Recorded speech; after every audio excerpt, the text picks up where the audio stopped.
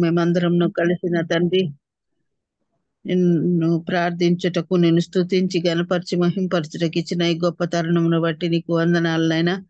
చేరవచ్చిన ప్రతి బిడ్డను బట్టి స్తోత్రాలు, వందనాలు. మా అందరికి ఇచ్చిన ఆసక్తిని బట్టి స్తోత్రాలు నా తండ్రి. మేము నిన్ను స్తుతించి ఆరాధించి మహింపరిచినప్పుడు మా మధ్య మీరు నిలిచి ఉన్నారని మేము నమ్ముచూ ఉంటున్నాం. మీకు స్తోత్రాలు నా తండ్రి. స్తోత్రం ప్రభువా. జీవం గల దేవుడవై ఉండి నాయన మీ జీవవాక్యము చేత మమ్మను ఉదయకాలం సంతృప్తి పరచగలందులకై బ్రతిమాలుకుంటున్నాం నాయన. నా తండ్రి వాక్యము చెప్పబోచున్న నీ దాసుని నా తండ్రి యేసురత్న కుమార్ గారిని బట్టి మీకు వందనాలు, స్తోత్రాలు నాయన. నీ వాక్యము చేత బిడ్డను అభిషేకించి మాకు ఒక్కొక్కరికి అవసరమైన వాక్యాన్ని మాతో మాట్లాడగలందులకై ప్రార్థిస్తున్నాం నాయన.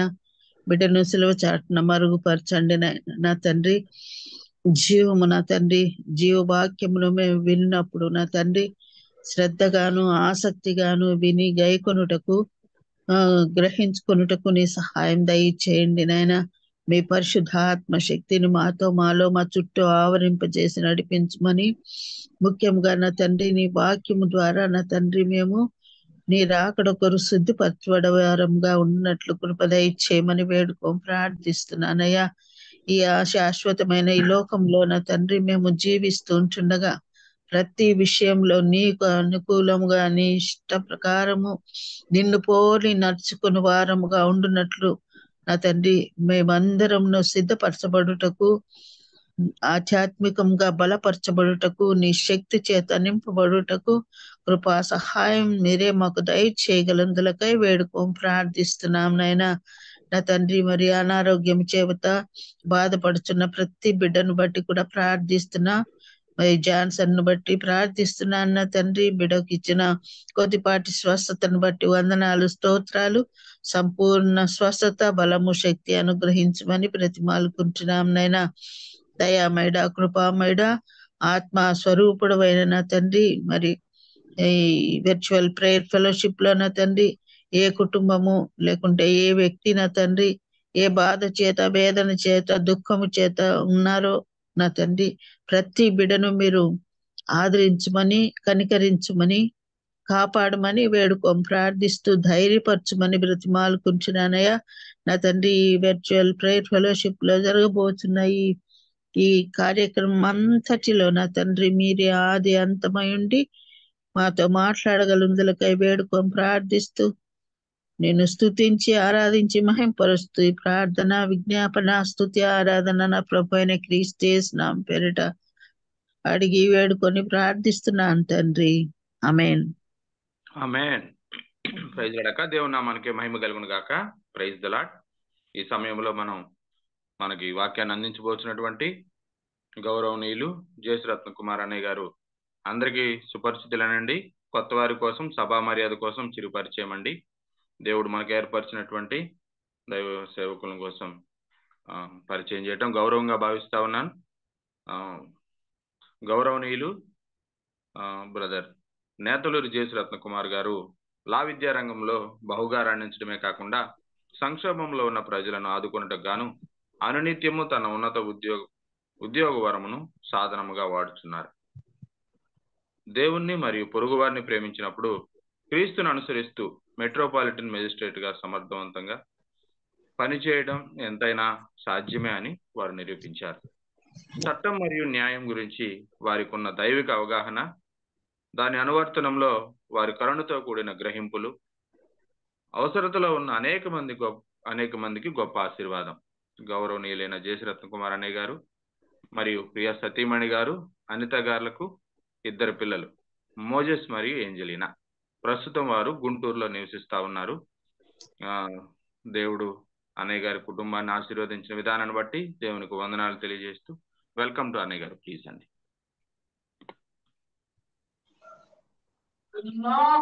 ప్రభు అయిన క్రీస్తు నామమున ఉదయకాల దేవుని సన్నిధికి కూడి వచ్చిన విశ్వాసులకు శుభాలు తెలియజేస్తా ఉన్నా. ఈ దినం కొరకు ప్రత్యేకంగా ఏర్పాటు చేసుకున్న దేవుని వర్తమానం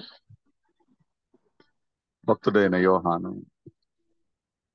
సార్వత్రిక సంఘానికి రాసిన మొదటి లేఖ 4వ అధ్యాయము 8వ వచనాన్ని చదువుతా ఉన్నాను.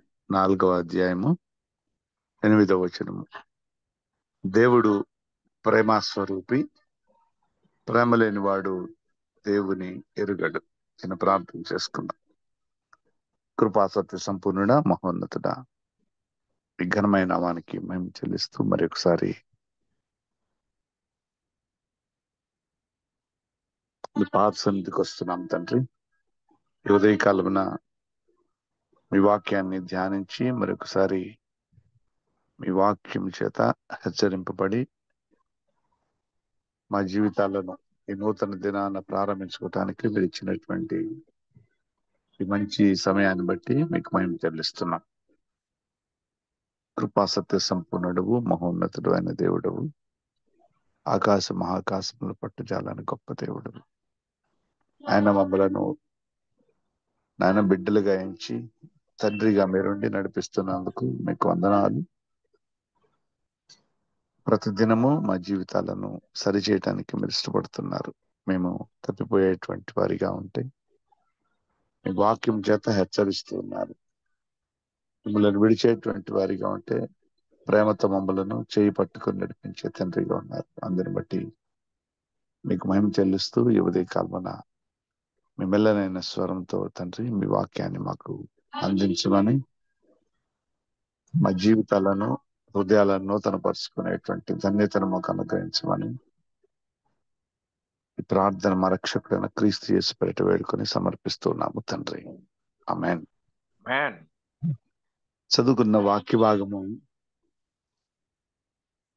చాలా చిన్న వాక్య భాగం. దేవుడు ప్రేమ స్వరూపి, ప్రేమ లేనివాడు దేవుని ఎరుగడు. ఈ వాక్యాన్ని ధ్యానించడానికి ముందు నిర్గమకాండము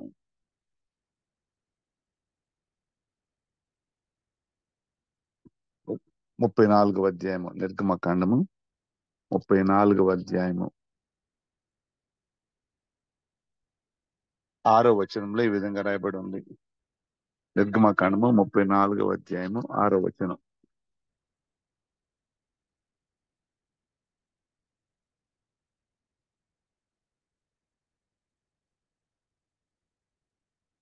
అతని ఎదుట యెహోవా అతన్ని దాటి వెళ్ళుచు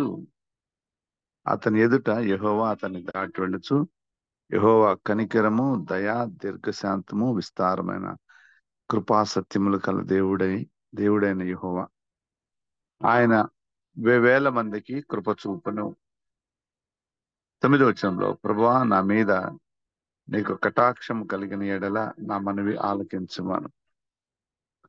ఈ రెండు వాక్యాల నుంచి ఒక ప్రాముఖ్యమైనటువంటి విషయం ఏమిటంటే, దేవుడు కనికరము కలిగిన దేవుడు, ఆయన దయ కలిగిన దేవుడు, ఆయన దీర్ఘశాంతం కలిగిన దేవుడు, ఆయన కృప కలిగినటువంటి దేవుడు, ఆయన కృపా సత్యము కలిగిన దేవుడు, ఆయన కటాక్షము చూపించేటువంటి దేవుడు.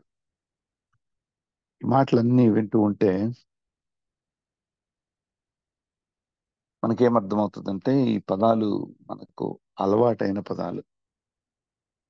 క్రైస్తవ విశ్వాసులకు దేవుని గూర్చినటువంటి ప్రార్థనలు, దేవుడు అనే దేవుని సన్నిధిలో మనం ప్రార్థించే సమయంలో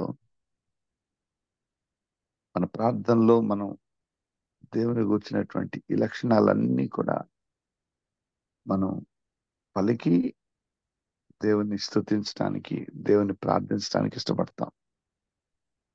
నువ్వు కనికరం కలిగిన దేవుడవు, దయగల దేవుడవు, దీర్ఘశాంతం కలిగిన దేవుడవు, విస్తారమైన కృప కలిగిన దేవుడవు, ఆ సత్యం గల దేవుడు, మమ్మల్ని కనికరించే దేవుడు, కటాక్షము చూపించే దేవుడవు. ఇవన్నీ ఒకదానికొకటి పర్యాయ పదాల, లేకుంటే ఇవన్నీ కూడా ఒక్క విషయాన్ని సూచిస్తూ ఉంటాయి. అసలు ఇన్ని పదాలు ఎందుకు ఉపయోగిస్తా ఉన్నాం, లేక ఎందుకు ఇన్ని మాటలు దేవుని స్తుతించడానికి ఉపయోగిస్తా ఉన్నాం. ఇవన్నీ ఒకే లక్షణమా? కనికరానికి దయకు తేడా ఏంటి? కనికరము, దయ, దీర్ఘశాంతం అంటే ఏంటి? కృప అంటే ఏంటి? కటాక్షం అంటే ఏంటి? కృపా బాహుళ్యము అంటే ఏంటి? ఇవన్నీ కూడా దేవుని గ్రంథంలో లిఖించే సమయంలో దేవునికి ఉన్నటువంటి గుణగణాలను గురించి వివరిస్తా ఉన్నాం.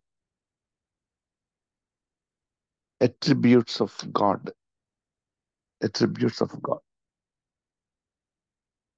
అయితే ఇవన్నీ ఒకదానికొకటి సంబంధం ఉందా, లేకుంటే అన్ని కలిపి ఒకే విషయమా? కనికరం చూపేటువంటి దేవుడు, దయ చూపించేటువంటి దేవుడు. కనికరం చూపించేటువంటి దేవుడు, కృప చూపించేటువంటి దేవుడు. కృపకి దయకి తేడా ఏంటి? కనికరముకి దయకి తేడా ఏంటి? ఈ పదాలకు ఉన్నటువంటి సరి అయిన ఆలోచన, అవగాహన లేకుండానే ఎక్కువ మంది క్రైస్తవ విశ్వాసులు వారి ప్రార్థన కొనసాగిస్తారని నేను అనుకుంటాను. దేవుని వాక్యము మిక్కిలి స్వచ్ఛమైనది అని రాయబడి ఉంది.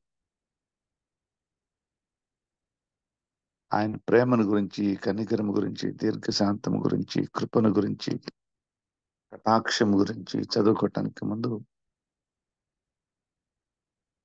ఒకసారి ఎందుకు ఈ వాక్యాలు మన జీవితంలో ప్రభావాన్ని చూపించలేకపోతా ఉన్నాయి? మనం ఎంత ధ్యానించినా కూడా మన ఆత్మీయ జీవితం ఎక్కడ ప్రారంభమైందో అక్కడే ఉంటది. ఆయనను గూర్చి, ఆయన వాక్యాన్ని ధ్యానించిన, ఆయనను స్తుతించిన, బైబిల్ గ్రంథాన్ని చదువుకొని పఠించిన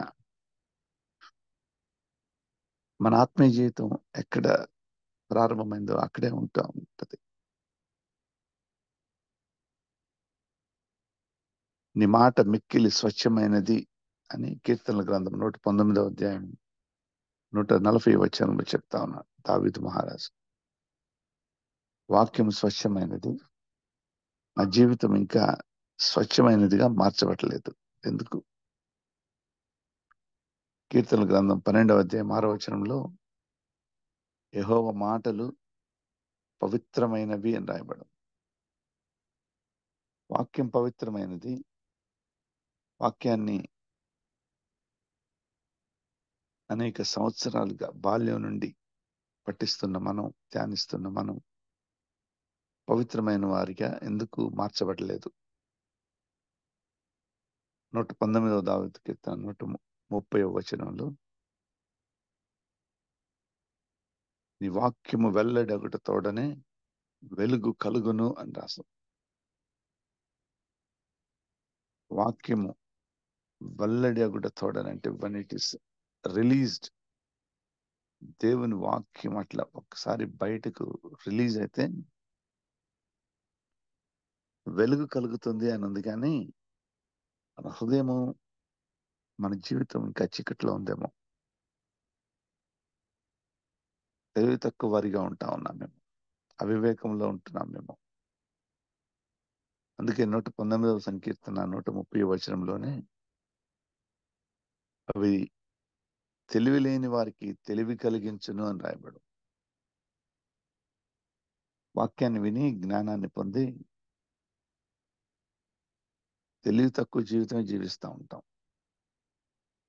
ఏదో ఒక సమయంలో అనుకుంటాం, ఏంటి ఇంత తెలివి తక్కువ పని చేశాను నేను అని. ఏదో ఒక సమయంలో నేను ఇట్లా చేయకూడదు కదా, నేను ఎందుకు ఇట్లా చేశాను, ఎంత తెలివి తక్కువ పని చేశానేంటి అనుకుంటాం. అయితే మనం ధ్యానిస్తున్న వాక్యం గురించి, ఈ వాక్యం వెల్లడి ఒకటి తోడనే వెలుగు కలుగుతుంది, అవి తెలివి లేని వారికి తెలివిని కలిగిస్తాయి. మనం ఎప్పుడన్నా ఎందుకు నేను ఇంత తెలివి తక్కువ పని చేశాను అంటే దాని అర్థం ఏంటంటే వాక్యం వెల్లడైనటువంటి వాక్యము మన జీవితంలో పని చేయలేదు అని అర్థం. కీర్తనలు 119, 105. నీ వాక్యము నా పాదములకు దీపము, నా త్రోవకు వెలుగు. ఇది కంటత వాక్యం మనందరికీ. అయినా కూడా మన అడుగులు తడబడుతూ ఉంటాయి. మన నడక తప్పుతుంది. ఎందుకంటే వెల్లడి అయిన వాక్యము మన జీవితంలో పని చేయలేదేమో. అందుకొరకే 119, 133 వచనంలో నీ వాక్యమును బట్టి నా అడుగులు స్థిరపరచుమని అడుగుతాను. ఆ వాక్యము మన పాదాలకు దీపం. ఆ వాక్యమే మన త్రోవకి వెలుగు. మన అడుగులను స్థిరపరుస్తుంది. ఇంకా ఆత్మీయ జీవితంలో తప్పటడుగులు వేస్తుంటాం. ఈ లోక జీవితంలో జారిపోతా ఉంటాం. అయితే ఆత్మీయ జీవితంలో వేసే అడుగులకు దీపము, వెలుగు, అడుగులను స్థిరపరిచేటువంటి వాక్యం. 119, 125 వచనంలో ఈ ధర్మశాస్త్రమును ప్రేమించే వారికి ఎంతో నెమ్మది కలుగును అంతే. ఎంతో నెమ్మది కలదు. నా హృదయంలో నెమ్మది లేదయ్యా అనేవాళ్ళు చాలా ఎక్కువైపోయింది. ఇట్లాంటి సమస్య ఒకటి ఉంటేనే తడబడిన అడుగులు, తెలివి తక్కువ పనులు, నెమ్మది లేని హృదయము, జారిపోయిన జీవితం, అపవిత్రమైన పెదవులు, స్వచ్ఛంగా లేని పాపంతో నిండిన హృదయము, వీటన్నిటిని మోసుకుంటా ఉదయాన్నే దేవుని సన్నిధికి వస్తాం. ఎన్నిసార్లు వాక్యం విన్నా కూడా, వాక్యం ఎంత హెచ్చరించినా కూడా ఈ వాక్యం మనలో ఫలించేదిగా లేకపోతే మన అడుగులు జారిపోతూనే ఉంటాయి. వాక్యం వెలుగు చూపిస్తున్నా కూడా మన అడుగులు తప్పటడుగులు పడుతూనే ఉంటాయి. నీ వాక్యము నా అడుగులను స్థిరపరచును అని చెప్పినా కూడా జారిపోయేవాడిగా ఉంటాను. ధర్మశాస్త్రాన్ని ప్రేమించే వారికి ఎంతో నెమ్మది అని ఉంటే, వాక్యం వింటాం, ధర్మశాస్త్రం వింటాం, కానీ నెమ్మది లేని జీవితం. అందుకొరకు ఇంకొక హెచ్చరికను కూడా యేసయ్య పెట్టాడు.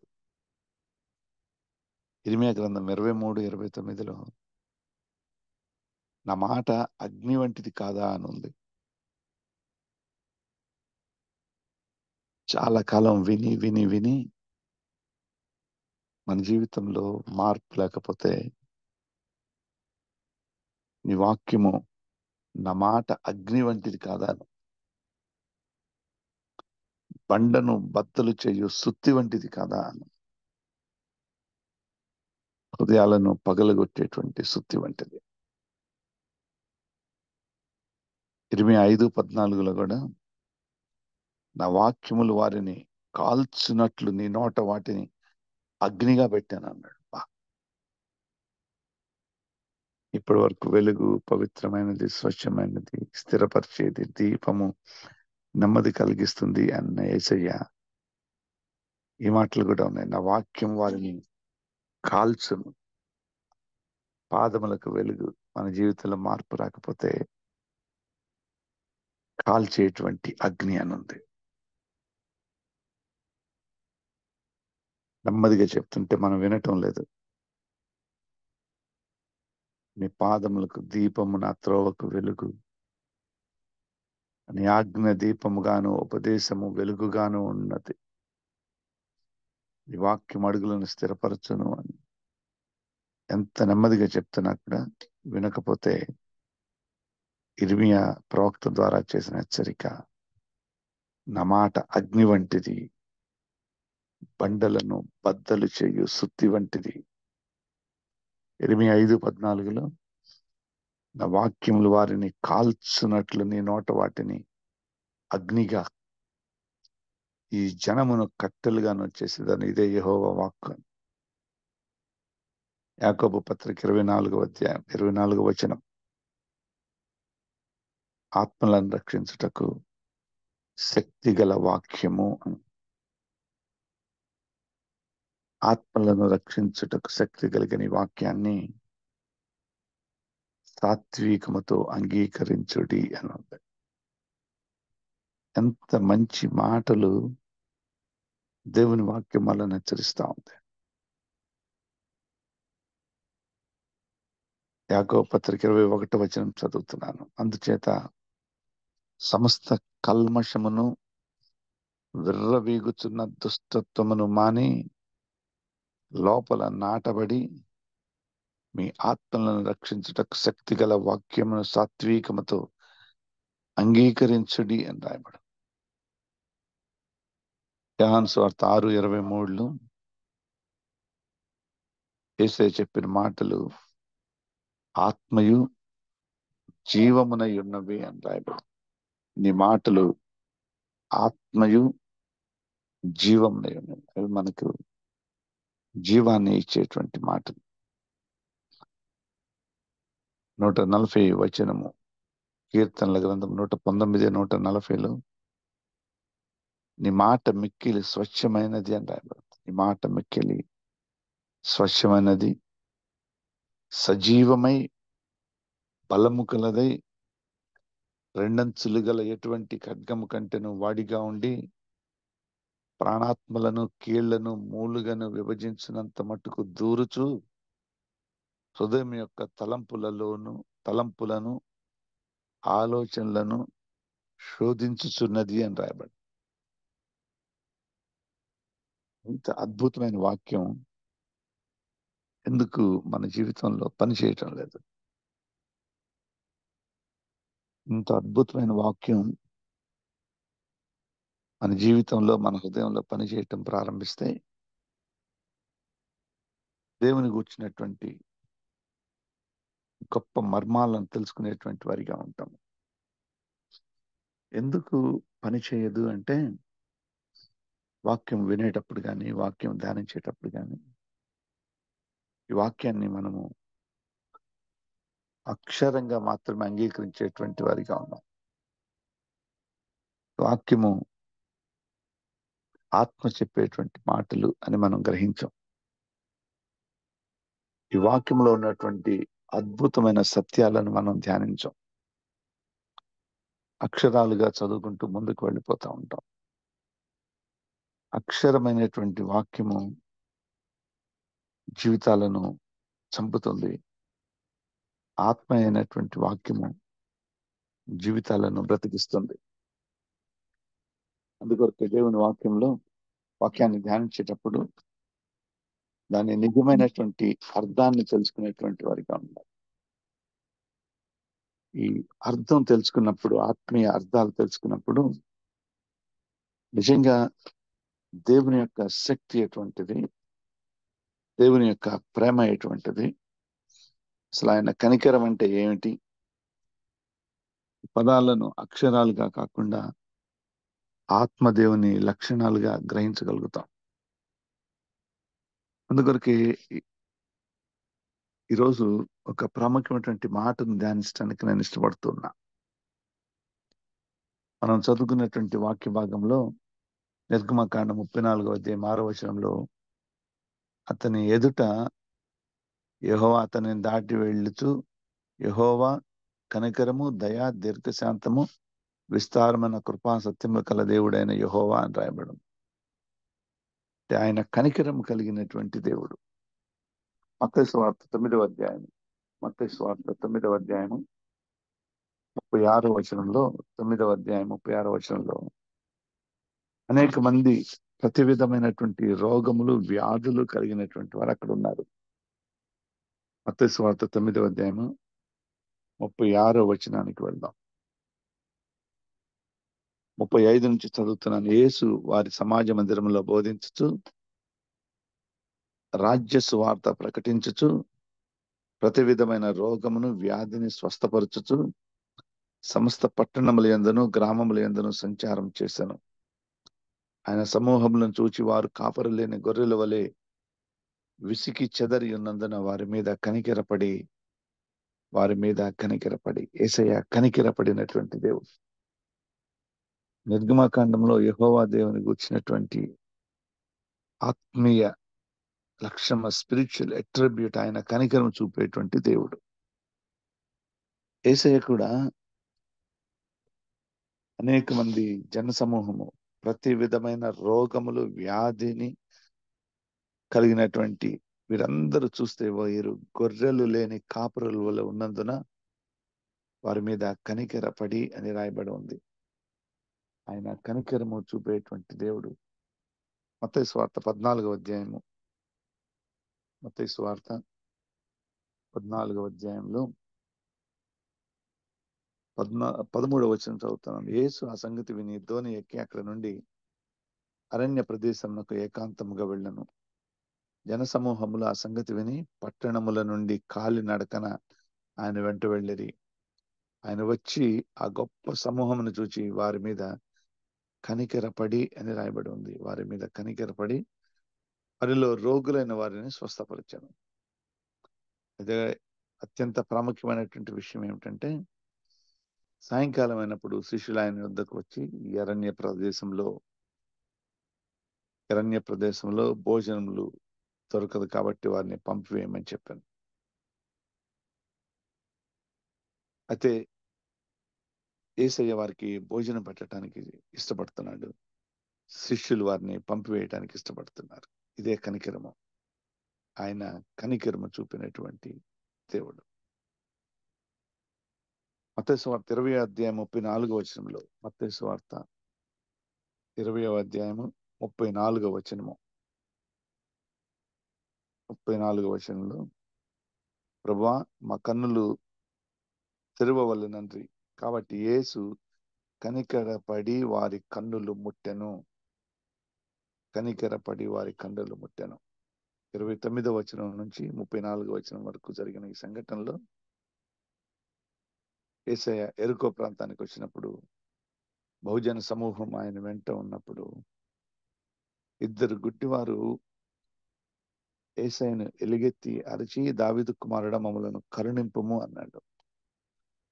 దావీదు కుమారుడా మమ్మను కరుణింపుము అంటే అక్కడ ఉన్నటువంటి జనులందరూ మీరు నిశ్శబ్దంగా ఉండండి అని వారిని గద్దిస్తే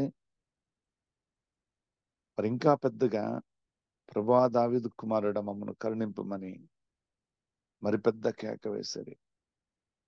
యేసు నిలిచి వారిని పిలిచి, నేను మీకేమి చేయగోరుచున్నానని అడగగా వారు ప్రభువా మా కన్నులు తెరవవలెను అనేది. కాబట్టి యేసు కనికరపడి వారి కన్నులు ముట్టెను అని రాయబడింది. యేసయ్యకు ఉన్నటువంటి కనికరము, ఇద్దరు గుడ్డివారి పైన ఉన్నటువంటి కనికరము వారికి దృష్టి పొందుకోవటానికి కారణం. యేసయ్య చూపిన కనికరము. లూకాసు వార్త 7వ అధ్యాయము 13వ వచనము. లూకాసు వార్త 7వ అధ్యాయము 13వ వచనంలో ఒక స్త్రీ మనకు కనిపిస్తూ ఉంటుంది. ఈ స్త్రీని బైబిల్ గ్రంథంలో మనమందరము నాయీను విధవరాలు అని జ్ఞాపకం పెట్టుకుంటాం. ఈమె విధవరాలు, ఒకే ఒక్క కుమారుడు ఉన్నాడు. అయితే ఆ ఒక్క కుమారుడు కూడా మరణించాడు. 12వ వచనంలో ఆయన ఆ ఊరి గవిని యొద్దకు వచ్చినప్పుడు చనిపోయిన ఒకడు వెలుపలికి మోసుకొని పోబడుచుండెను. అతని తల్లికి అతడొక్కడే కుమారుడు. ఒకే ఒక్క కుమారుడు ఉన్నాడు. ఆమె విధవరాలు, ఉన్న ఒక్క కుమారుడు మరణించాడు. కుమారుని తీసుకొని సమాధి కొరకు బయలుదేరారు. ఆ ఊరి జనులు బహుమంది ఆమెతో కూడా ఉండేది. ప్రభు ఆమెను చూచి ఆమె యందు కనికరపడి ఏడవవద్దని చెప్పి దగ్గరకు వచ్చి పాడెను ముట్టగా మోయిచున్న వారు నిలిచిరి. ఆయన చిన్నవాడ లెమ్మని నీతో చెప్పుచున్నాను అనగా ఆ చనిపోయిన వాడు లేచి కూర్చుండి మాట్లాడసాగాను. ఆయన అతని తల్లికి అప్పగించాను. కుమారుని పోగొట్టుకునిన ఒకే ఒక్క కుమారుడిని, ఆ కుమారుని పోగొట్టుకునిన తల్లి, విధవరాలైనటువంటి తల్లిని చూచి యేసయ్య జాలిపడి అని రాయబడి ఉంది, కనికరపడి అని రాయబడి ఉంది. ఈ వాక్యము ఇన్ని ప్రాంతాలలో, ఇన్ని రిఫరెన్సెస్ లో మనం ఎందుకు చదువుకుంటున్నామంటే, ఈ సంఘటనలన్నిటిలో కూడా కనికరపడి అని రాయబడి ఉంది. ఇది మనం అందరం ఎదురుగా ఉంటే నేను ఖచ్చితంగా ఒక ప్రశ్న అడిగేవాడిని, కనికరం అంటే మీరేమనుకుంటున్నారు అని. కనికరపడి అంటే జాలిపడి అనా, కనికరపడి అంటే కృప చూపించడం అనా, కనికరపడి అంటే ప్రేమించి అనా, ఏంటి కనికరం?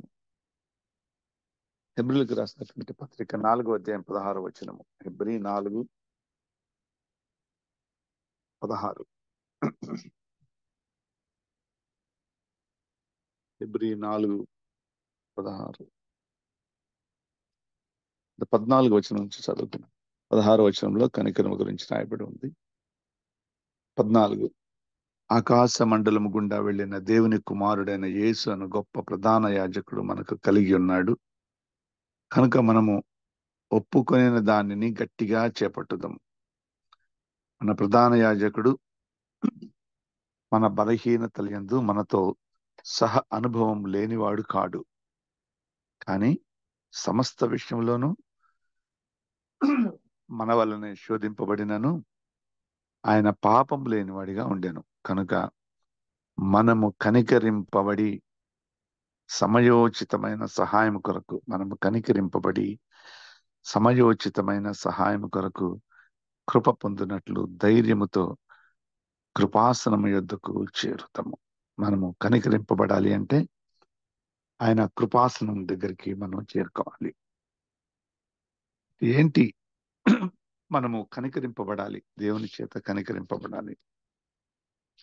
మత్తయి సువార్త 9:36లో ప్రతి విధమైనటువంటి రోగము కలిగినటువంటి వారిని స్వస్థత పరిచి ఆయన కనికరపడ్డాడు.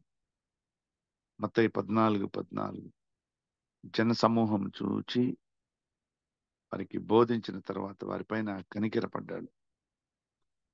2 గుడ్డివారు దావీదు కుమారుడా కరుణించుము అంటే వారిపైన కనికరపడ్డాడు. కుమారుడు మరణించిన విధవరాలిపైన దేవుడు కనికరపడ్డాడు. హెబ్రీయులకు రాసినటువంటి పత్రికలో మనందరిపైన కనికరము చూపటానికి దేవుడు ఇష్టపడతా ఉన్నాడు. కనికరం అనేటువంటి మాటకు చాలా ప్రాముఖ్యమైనటువంటి అర్థం ఉంది దేవుని వాక్యంలో. ఒకసారి మనం చదువుకున్నటువంటి మాటలన్నీ చూస్తే, కనికరము అంటే ఇంగ్లీష్ లో కంపాషన్ అని ఉంటుంది. కంపాషన్, కనికరము చూపుట. లాటిన్ వర్డ్ కంపాషన్ అంటే కామ్, సిఓఎం, కామ్ అండ్ ప్యాసియో అనేటువంటి 2 పదాలు కలిసి కంపాషన్ అనే ఇంగ్లీష్ పదం ఏర్పడింది. కంపాసియో అంటే ఈ లాటిన్ భాషలో కంపాషన్ అనే మాటకు అర్థం ఏంటంటే సఫర్ విత్ అని అర్థం. లాటిన్ భాషలో సఫర్ విత్ అంటే నేను గ్రుడ్డివానిగా ఎంత సఫర్ అవుతున్నానో, ఎంత కష్టపడుతున్నానో దానికి సమానంగా మనతో కలిసి ఆయన సఫర్ అవుతున్నాడు. సఫర్ విత్, మనతో కలిసి ఆయన కూడా బాధపడతా ఉన్నాడు. నాయును విధవరాలు బాధపడుతూ ఉంటే ఆమెతో కలిసి ఆమె పడుతున్నటువంటి బాధను, సహానుభవాన్ని కలిగి ఉన్నాడు. అయితే బైబిల్ గ్రంథంలో మనము లాటిన్ వర్డ్ కంటే హీబ్రూ భాషలో ఈ మాట యొక్క సంపూర్ణమైనటువంటి అర్థాన్ని గ్రహించగలుగుతాం. హీబ్రూ భాషలో బైబిల్ గ్రంథంలో దేవుని గూర్చి, తనను గూర్చి తాను యెహోవా దేవుడు పరిచయం చేసుకుంటున్నప్పుడే నిర్గమకాండం 34వ అధ్యాయం 6వ వచనంలో ఆయన కనికరము గల దేవుడు అని రాయబడి ఉంది. కనికరము, దయ, దీర్ఘశాంతము, కృపాసత్యములు కలిగిన దేవుడు. 34:6 నిర్గమకాండం. కొత్త నిబంధనలో క్రీస్తు ప్రభు కూడా కనికరం చూపించేటువంటి దేవునిగా ఉన్నాడు. కనికరం అనేది one of the attributes of God. మనుషులు ఎవ్వరూ కనికరము చూపలేరు. కనికరము అంటే దేవుడు మాత్రమే చూపించగలడు. హీబ్రూ భాషలో ఈ పదానికి అర్థం ఏమిటంటే రఖామిం అనే అర్థం. రఖామిం అనేటువంటి హీబ్రూ భాష నుంచి కనికరం అనేటువంటి పదము ట్రాన్స్లేషన్ లో ఇంగ్లీష్ నుంచి తెలుగుకి వచ్చేటప్పటికి కనికరం అనేటువంటి పదాన్ని ఉపయోగించారు, రఖామిం అని. దీన్ని ఎల్ రఖామిం అంటారు. ఎల్ రఖామిం అంటే ఎల్ అంటే గాడ్, రఖామిం అంటే కనికరము, దేవుని యొక్క కనికరము అని అర్థం. దేవుని యొక్క కనికరము అని అర్థం. అయితే ఎల్ రఖామిం అంటే దేవునికి ఉన్న ఈ ప్రాముఖ్యమైనటువంటి లక్షణం, కనికరము చూపుట అనేటువంటి లక్షణానికి హీబ్రూ భాషలో అర్థం ఏమిటంటే రఖామిం అంటే తల్లి గర్భము అనేది ఒక అర్థం. తల్లి గర్భము అంటే నేను తల్లి గర్భంలో ఉంటే తల్లి నన్ను ఎంతగా ప్రొటెక్ట్ చేస్తుందో, తల్లి నా పైన ఎటువంటి ప్రేమ, జాలి, తల్లి ఎటువంటి శ్రద్ధ తీసుకుంటుందో, ఎటువంటి నొప్పి తల్లి గర్భంలో నాకు తగలకుండా తల్లి గర్భంలో పెట్టుకొని చూసినట్లు చూడటాన్ని కనికరము అని అంటారు. ఇంకొక ప్రాముఖ్యమైనటువంటి అర్థం ఏమిటంటే హిజ్ టెండర్ కేర్ అని అర్థం. His tender care. ఆయన మన పైన కనికరం చూపించాడు అంటే, కేర్ అంటే పేరెంటల్ కేర్ ఉంటుంది, కానీ హిజ్ టెండర్ కేర్, ఈ మాటని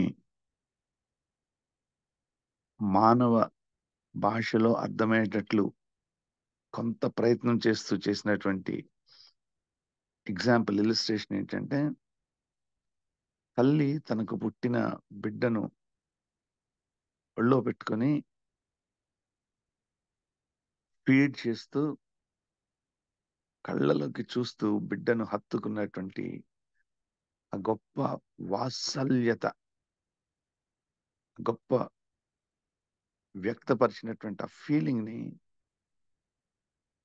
కనికరము అని అంటారు. ఇంకొక ప్రాముఖ్యమైనటువంటి అర్థం ఏంటంటే live inside somebody else skin అని ఉంది. అంటే live inside somebody else skin అంటే మన బాడీలో ఆయన జీవిస్తా ఉన్నట్లు. మన బాడీలో హ్యూమన్ పర్సెప్షన్ లో అర్థం చేసుకోవటం చాలా కష్టంగా ఉంటుంది పదం. మనం తల్లి గర్భంలో ఉన్నట్లు అంటే ఆయనలో మనం జీవిస్తూ ఉన్నట్లు. ఇంకొక అర్థం ఏంటంటే మనలో ఆయన జీవిస్తున్నట్లు. ఎంత కష్టం అర్థం చేసుకోవటం. చాలా తేలికగా కనికరం చూపయ్యా, కనికరం చూపయ్యా అని అరుస్తా ఉంటాం. ఎందుకు వాక్యము మనలో పనిచేయటం లేదంటే మనం పలికే పదాలకు అర్థం కూడా మనకు తెలియదు.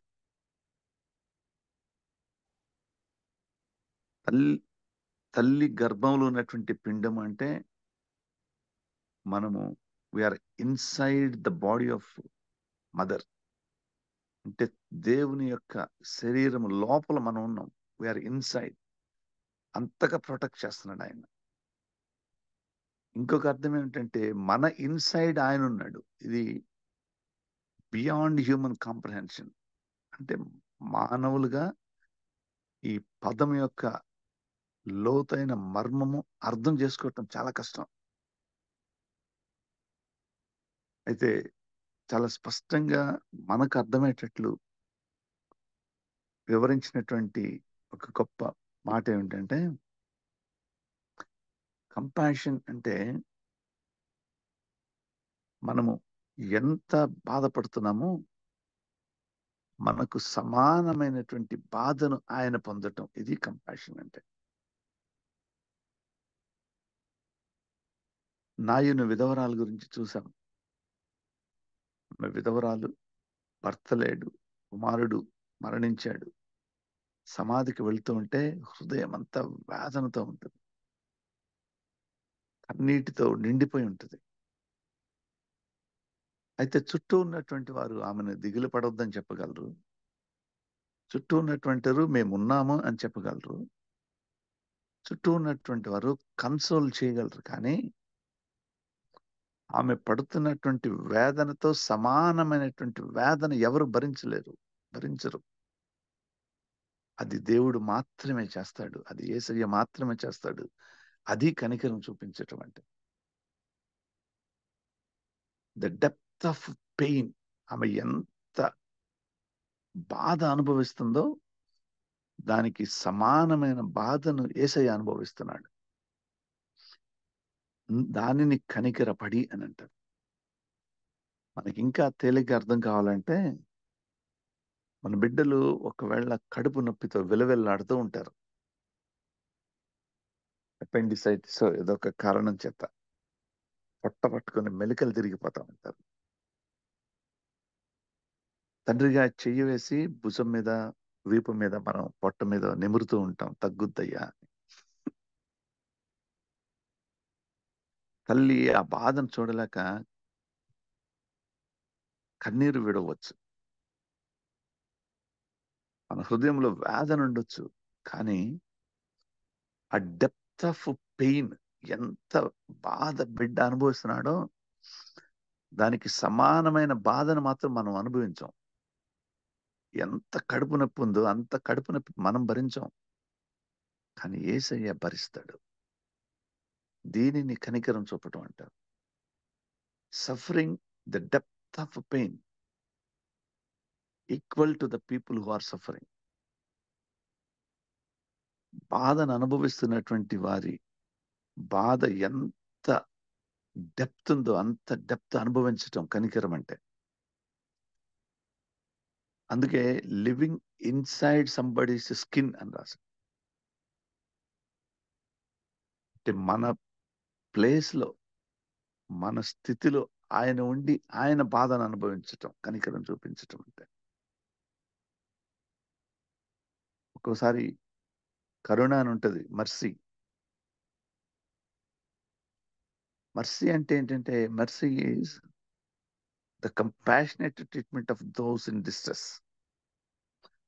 అంటే నాయను విధవరాలు వెంట ఉన్నటువంటి వారందరూ కూడా మర్సీ చూపిస్తా ఉన్నారు. కానీ అది కనికరం కాదు. మర్సీ అంటే ఏంటంటే, mercy is the compassionate treatment of those in distress. ధైర్యం చెప్పడానికి చూస్తాము, చెయ్యి వేస్తాం, కన్నీరు తుడుస్తాం. కానీ ఆ హృదయ వేదనకి సమానమైన హృదయ వేదన మాత్రం మనం అనుభవించలేం. ప్రతివాడు దావీదు కుమారుడా నన్ను కరుణించమంటే, లోకం కనిపించకుండా తన జీవితం అంధకారమైపోయి ఉన్నప్పుడు అతని మీద జాలి చూపించి, అంటే మర్సీ చూపించి, అతని అడుక్కుంటా ఉంటే మనం డబ్బులు ఇస్తాం, అది మర్సీ. కానీ కండ్లు లేకపోవటం వల్ల అతను జీవితంలో పడుతున్నటువంటి బాధకు సమానమైన బాధను మనం అనుభవించాం. అది యేసయ్య అనుభవిస్తాడు. అందుకే వారిపైన కనికరపడి అన్నాడు.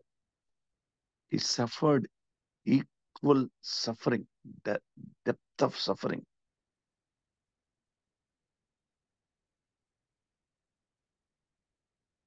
అక్కడ కూడిన జన సమూహాన్ని అంతా చూసినప్పుడు శిష్యులు వచ్చి ఒక మాట చెప్తున్నారు, వీరందరికీ ఆకలి అవుతుందయ్యా, సాయంత్రం దాకా కూర్చోబెట్టు, వీళ్ళు తినటానికి ఇక్కడేం దొరకదు, వీళ్ళని త్వరగా పంపించు అంటే శిష్యులు వాళ్ళ మీద దే ఆర్ షోయింగ్ మర్సీ. ఆకలి అవుతుంది పాపం వాళ్ళకి అని. కానీ యేసయ్య కనికరపడ్డాడు వాళ్ళపైన. కనికరపడటం అంటే వాళ్ళకి ఆకలి బాధ ఎంత ఉందో ఆ ఆకలి యేసయ్య అనుభవించాడు. శిష్యులు అనుభవించలేదు. శిష్యులు they are just showing mercy. వాళ్ళని పంపిస్తే ఇళ్ళకెళ్ళి తింటారు అన్నా, ఆకలి అవుతుంది వాళ్ళకి అని. కానీ వారి ఆకలి బాధ ఎంత ఉందో సమానమైన ఆకలి బాధ యేసయ్య భరించాడు కాబట్టి వారికి భోజనం పెట్టడానికి, కనికరపడి భోజనం పెట్టడానికి ఇష్టపడ్డాడు. ఇది ఆయన కనికరం.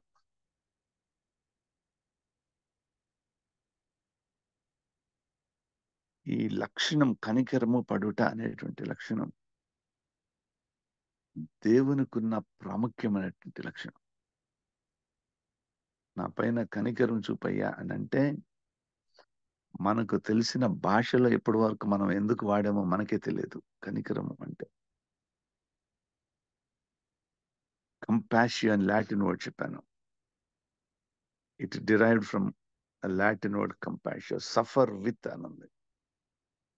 లాటిన్ లో అయితే సఫర్ విత్ అనే ఉంది, కానీ suffer with equivalent to the same depth అనేది హీబ్రూ వర్డ్. మనతో కలిసి బాధపడటం అనేది సఫర్ విత్ అయితే, ఎంత బాధ అనుభవిస్తున్నామో దానికి సమానమైన బాధను అనుభవించటం. ఉదాహరణకి, నాకు మేకులు కొడితే ఎంత బాధ అనుభవిస్తానో ఆ బాధ ఆయన సమానమైన బాధను ఆయన అనుభవిస్తాడు. ఎందుకు? ఆయన కనికరం చూపించడానికి ఇష్టపడేటువంటి దేవుడు. ఎందుకు ఆయన కనికరం చూపేటువంటి దేవుడు అంటే, హెబ్రీలకు రాసినటువంటి పత్రికలో మనం చూసాం. హెబ్రీ పత్రికలో ఆకాశ మండలము గుండా వెళ్ళిన దేవుని కుమారుడైన యేసు అను గొప్ప ప్రధాన యాజకుడు మనకు కలిగి ఉన్నాడు. ఇప్పుడు ఒక ప్రధాన యాజకుడు ఉన్నాడు. ఈ ప్రధాన యాజకునికి ఉన్నటువంటి లక్షణం ఏంటంటే, కనుక మనము ఒప్పుకొనిన దానిని గట్టిగా చెప్పుతాము. మన ప్రధాన యాజకుడు మన బలహీనతల యందు మనతో సహానుభవము లేనివాడు కాడు. మనతో సహానుభవం లేనివాడు కాడు అంటే, ఈ లోకంలో పుట్టడం ద్వారా ఈ లోకంలో మన స్థితితో సమానమైనటువంటి అనుభవాన్ని కలిగినటువంటి వాడు. కాబట్టి మనం ఎటువంటి శిక్షను అనుభవించబోతున్నాం ఆయనకు తెలుసు. కానీ సమస్త విషయములోనూ మన వల్లనే శోధింపబడినను ఆయన పాపం లేని వానిగా ఉండెను. కనుక మనము కనికరింపబడి సమయోచితమైన సహాయం కొరకు కృప పొందునట్లు ధైర్యముతో కృపాసనము వద్దకు చేరుదము. ఈ మాటను గురించి వివరించడానికి ముందు ఒక ప్రాముఖ్యమైనటువంటి శిలువ ధ్యానాన్ని మనం జ్ఞాపకం పెట్టుకోవాలి. ఏ భేదము లేదు, అందరూ పాపము చేసి దేవుడు అనుగ్రహించినటువంటి మహిమను పొందలేకపోతున్నాము. మనమందరం కూడా శిక్షకు అర్హులము. మనమందరం కూడా శిక్షకు అర్హులము. దేవుడి కృపాసనము ఎదుట మనమందరం శిక్షకు అర్హులం. మెనే టేకెలు ఫారసిన్ అని తిరిగి రానైనటువంటి క్రీస్తు ప్రభువు ఆయన న్యాయం తీర్చే సమయంలో ఆయన కృపాసనము అనుంది. ఆయన న్యాయం తీర్చేటువంటి సమయంలో ఆయన కూర్చునే ఆసనము it's a chair for judgement. న్యాయపీఠం అది. అయితే అద్భుతం ఒక మాట ఏంటంటే, న్యాయపీఠము కృపాసనము. ఆసనం అంటే కూర్చునేది, పీఠం అన్నా కూడా కూర్చునేది. న్యాయపీఠం మీద కూర్చుంటే మనము శిక్షకు అర్హులము. ఆయన కృపాసనం మీద కూర్చుంటే ఆయన కనికరానికి అర్హులము. మాటలు అర్థమవుతుందో లేదో ఇంకొకసారి చెప్తాను. ఆయన న్యాయపీఠం మీద కూర్చుంటే we are all liable for the judgement. ఆయన వేసేటువంటి శిక్షకు మనం పాత్రలు. ఆయన న్యాయపీఠం మీద కూర్చుంటాడు, న్యాయాన్ని తీరుస్తాడు. అయితే హెబ్రీయులకు రాసిన పత్రికలో ప్రధాన యాజకుడు కృపాసనం మీద కూర్చున్నాడు. ఆయన కృపాసనం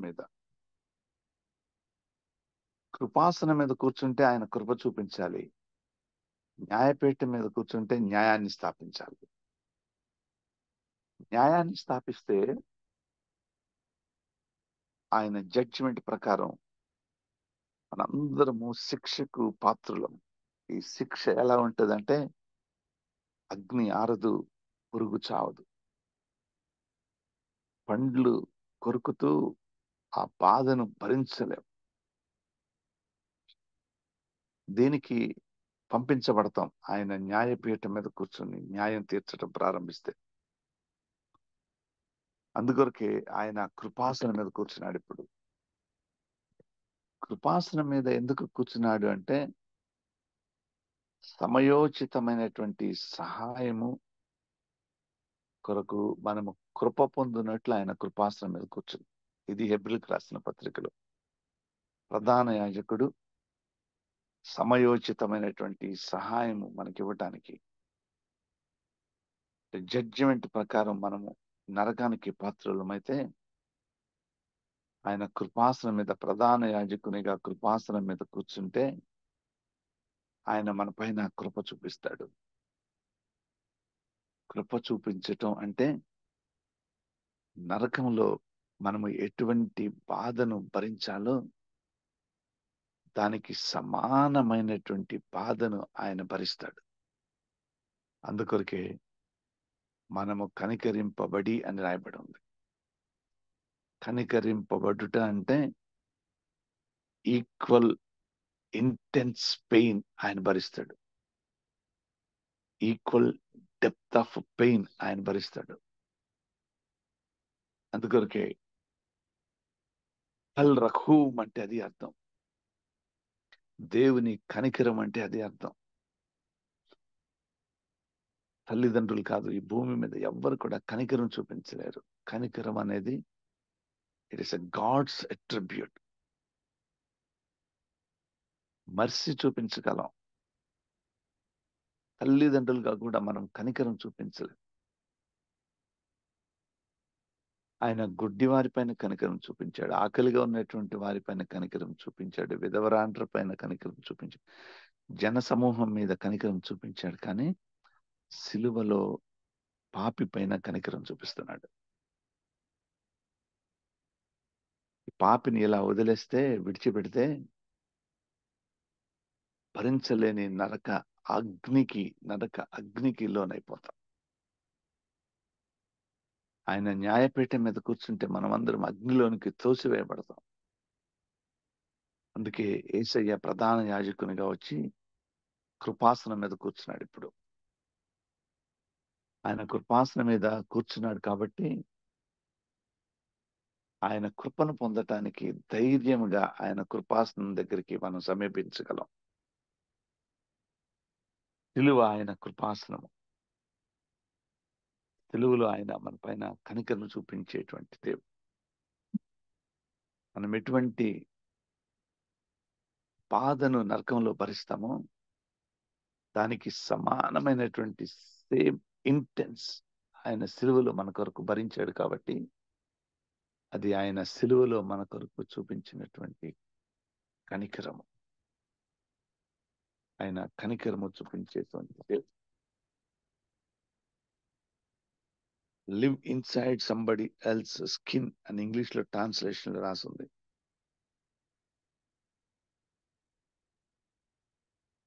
it is a fatal capacity అన్నారు. హ్యూమన్ కెపాసిటీ కాదు ఇది. It's a divine capacity.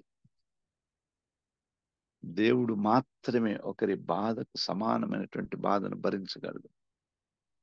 మన ఇంట్లో మరణం ఉంటే గుండెలు పగిలేటట్లు మనం రోధిస్తూ ఉంటే దానికి సమానమైనటువంటి గుండెలు పగిలిపోయే వేదన ఆయన అనుభవిస్తాడు.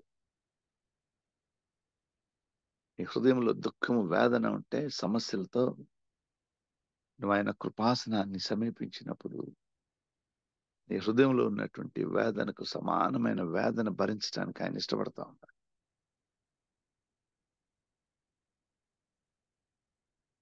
మన వేదన ఎవ్వరు గుర్తించలేరు. డెప్త్ అండ్ ఇంటెన్సిటీని ఎవరు గుర్తించలేరు. వాడికి బాధలు ఉన్నాయిరా అని చెప్పగలరు. ఆ కుటుంబంలో ఒక సమస్య తర్వాత ఇంకొక సమస్య వస్తుందిరా పాపం అని చెప్పగలం. కానీ ఎవ్వరు సమానమైన ఈక్వల్ ఇంటెన్స్ పెయిన్ భరించలేరు మనతో కలిసి. అందుకొరకే దేవుని వాక్యం రాసినటువంటి మాట, అతని ఎదుట యెహోవా అతన్ని దాటి వెళుచు కనికరము, దయ, దీర్ఘశాంతము, విస్తారమైన కృప. ఈ మాటలన్నీ చూస్తే మనం అనుకుంటా ఉంటాం అన్ని ఒకటేనేమో అని. ఈరోజు ఒక కనికరం గురించి చెప్తాను. దయ చూపించేటువంటి వాళ్ళు చాలా మంది ఉంటారు. కానీ కనికరము క్రీస్తు శిలువలో పాపి ఎడల దేవుడు చూపించింది కనికరం. హెబ్రీయులకు రాస్తూ పౌలు భక్తుడు చెప్పిన మాట ఇది. కనుక మనము కనికరింపబడి, ఎందుకంటే ఆయన పాపం లేని వానిగా శిలువకు అప్పగించబడ్డాడు. ఆయన పాపం లేని వానిగా కృపాసనము మీద కూర్చున్నాడు. ఆయన పాపం లేని వానిగా మనకు బదులుగా, మనకు ప్రతిగా ఆయన శ్రమలను అనుభవించడానికి ఇష్టపడ్డాడు. ఆ శ్రమలు కూడా కన్సెషన్ లేదు. పాపికి ఎంత శ్రమో, ఎంత వేదనో, ఎంత నొప్పి, బాధ ఉంటుందో అంత శ్రమ, అంత నొప్పి, అంత బాధ ఆయన శిలువలో భరించాడు మనకు బదులుగా. మనము భరించవలసిన బాధను ఆయన భరించటం, సమానమైన బాధను భరించటం. అందుకొరకే శిలువ యేసయ్య కృపాసనం. తిరిగి రానైనటువంటి క్రీస్తు ప్రభును జ్ఞాపకం తెచ్చుకుందాం ఒకసారి. ఈసారి యేసయ్య కృపాసనం మీద కూర్చోవటం లేదు, ఆయన న్యాయపీఠం మీద కూర్చోవటానికి వస్తున్నాడు. ఆయన కృపాసనంలో ఉన్నప్పుడు మనం కనికరింపబడ్డాం, కానీ ఆయన న్యాయపీఠం మీద కూర్చున్నప్పుడు మనము కనికరింపబడం. గొర్రెలు వేరు చేయబడతాయి. ఆయన గొర్రెలు ఆయనవి కాని గొర్రెలుగా విభజింపబడతాయి. ఆయనవి కాని గొర్రెలుగా ఉంటే మనము శిక్షా విధికి పాత్రలు మగుతాం. ఆయన శిలువ కృపాసనంలో మన కొరకు ఆయన చూపించినటువంటి కనికరాన్ని అర్థం చేసుకొని ఆయనకి ఇష్టమైన బిడ్డలుగా మార్చబడితే ఖచ్చితంగా ఆయనలను, మనలను తండ్రితో సదాకాలం ఉండేటువంటి ధన్యతలోనికి తీసుకొని వెళ్తారు. ఇటువంటి ఆత్మీయ పాఠాన్ని నేర్చుకోవటం కొరకే ఆయన వాక్యము మిక్కిలి స్వచ్ఛమైన వాక్యము, పవిత్రమైన వాక్యము, వెలుగు చూపించేటువంటి వాక్యము, తెలివి కలిగించేటువంటి వాక్యము, పాదములకు దీపమైన వాక్యము, త్రోవకు వెలుగైన వాక్యము, అడుగులను స్థిరపరిచేటువంటి వాక్యం, నెమ్మదినిచ్చేటువంటి ధర్మశాస్త్రం అర్థం చేసుకోవాలి. అక్షరంగా కాదు, ఆత్మగా అర్థం చేసుకొని ఆయన చేసినటువంటి శిలువ కార్యం, ఆయన శిలువలో మన పైన చూపిన కనికరాన్ని అర్థం చేసుకుంటే, ఆయన కృపాసనం మీద కూర్చున్నప్పుడు ఆయన మన పైన చూపిన కనికరాన్ని మనం అర్థం చేసుకుంటే, యేసయ్య న్యాయపీఠం మీద కూర్చున్నప్పుడు ఆయన బిడ్డలుగా నిలబడతాం. అటువంటి ఆత్మీయ ధన్యత పరిశుద్ధాత్మ దేవుడు మనకు అనుగ్రహించును గాక. నేను ప్రార్థన చేసుకుందాం. కృపాసత్య సంపూర్ణుడా, మహోన్నతుడా, మీరు మా పైన కనికరము చూపేటువంటి దేవుడు. శ్రమలలో, మా బాధలలో సమానమైన సహానుభవాన్ని కలిగి ఉండే దేవుడు, మీకు వందనాలయ్యా. పాపమును బట్టి మేమే ఆయన నరకానికి పాత్రలు అవుతాం ప్రభా.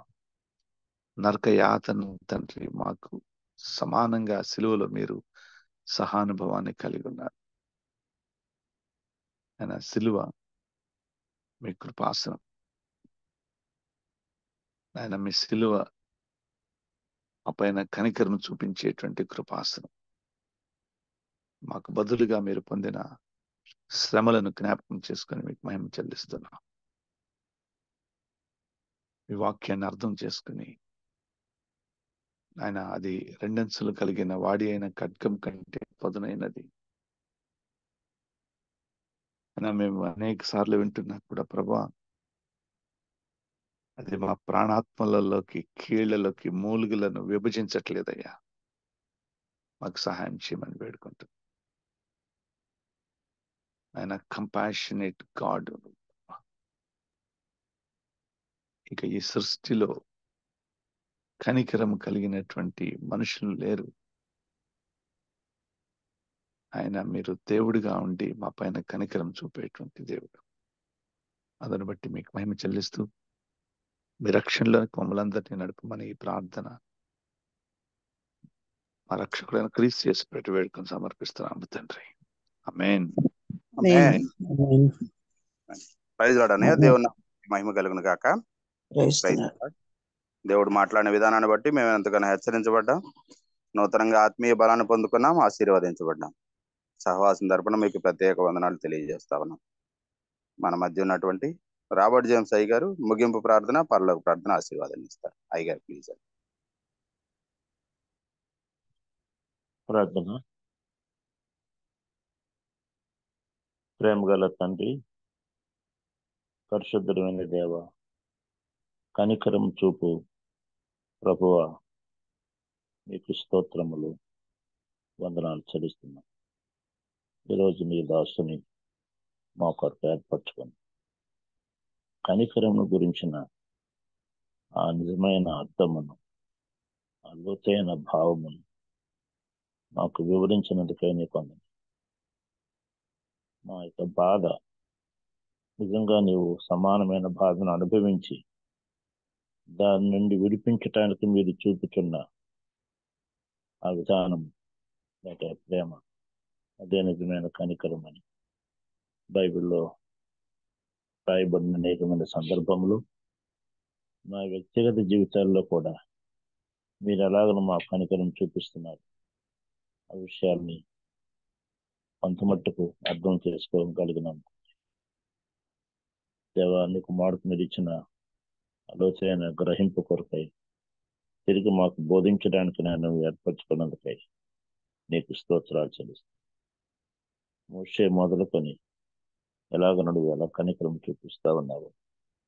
యేసు ప్రభువా, మీరు శరీరధారిగా ఈ లోకానికి వచ్చి బాధల్లో, కష్టాల్లో, పాపములు, వేరు వేరు బాధలను చూస్తున్న వారి అలా కనికరం చూపి దేవ ఎలాగ మరలా ఏ పాపం ఎరుగని నీవు పాపినైన నా కొరకు, పాపులమైన మా కొరకు కలువరి సెలవులో ఆ శిక్షను పొంది ఉన్నావు.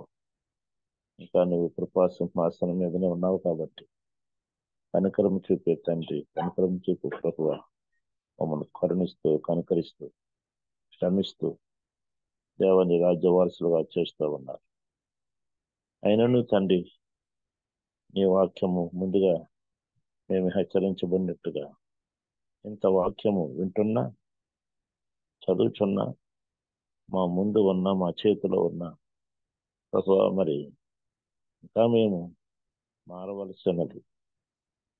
పవిత్రమైన నీ వాక్యం ద్వారా మేము పవిత్రపరచబడవలసినది. నీ వాక్యము యొక్క వెలుగులో మా జీవితాన్ని ఇంకా చక్కబెట్టుకోవలసింది.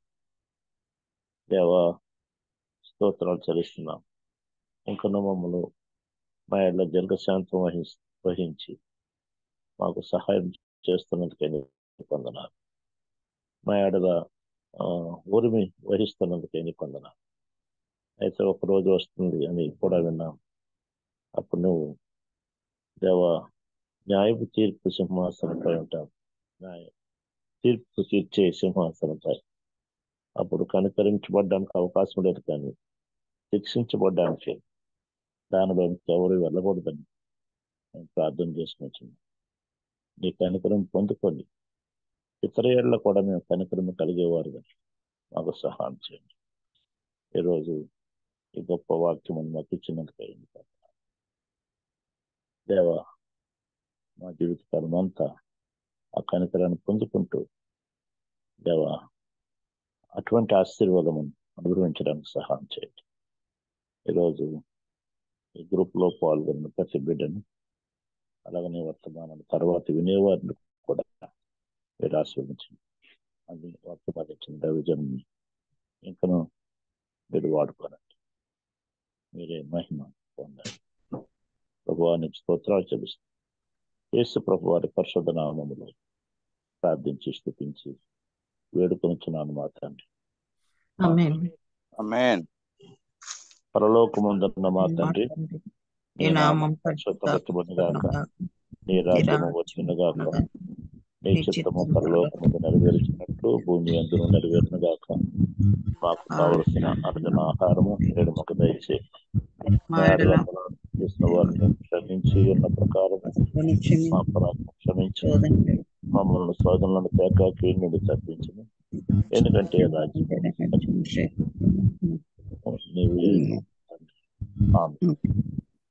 తొట్టెళ్లకుండా మిమ్మల్ని కాపాడటం, తన మహిమయుతుడిని నిర్దోషిగా ఆనందంతో మిమ్మల్ని నిలవబెట్టం శక్తిగల మన రక్షకుడైన అద్వితీయ దేవుని మన ప్రభు అయిన యేసుక్రీస్తు వారి యొక్క కృపయు కనికరమని పరిశుద్ధాత్మ ద్వారా మనకు సమృద్ధిగా దేవుడే అనుగ్రహించిన దాకా.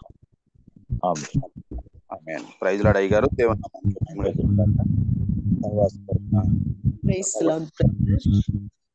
ప్రత్యేకంగా తెలియజేస్తా ఉన్నాం. మరి అదే విధంగా ఈ రోజు మనకి వాక్యం